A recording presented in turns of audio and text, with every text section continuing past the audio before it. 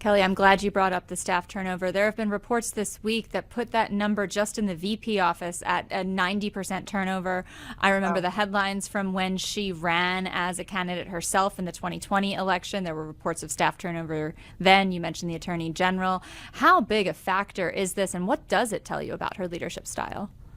Well, here's the problem. So there are male candidates, I want to be clear, who've had high staff turnover too. I think the problem is I equate it to the Dan Quayle phenomenon, which is Dan Quayle was ridiculed as sort of the good-looking, light intellectual lightweight who was picked because he was young and attractive, right? And kind of balanced out President Bush's ticket.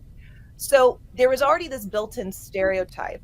So that way, when he misspelled potato, which we'll all recall at the elementary school, it played into what was already a negative stereotype held by many, which is that this guy's not very bright. Now, if Bill Clinton, who'd been a Rhodes Scholar, misspelled potato, it would just be a hilarious story that people would say, even a Rhodes Scholar misspells potato once in a while, right? I think the problem with Vice President Harris, if you already have these built-in question marks about her likability, and then people see the staff turnover numbers, it plays into that. Whether that's right or wrong, it plays into that. Because at the end of the day, regardless of why a staff member leaves, you chose them.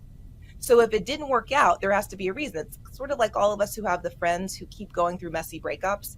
And at a certain point, you go, the guys may all be jerks, but you keep choosing them, right? So that's what I think is really kind of the problem for her.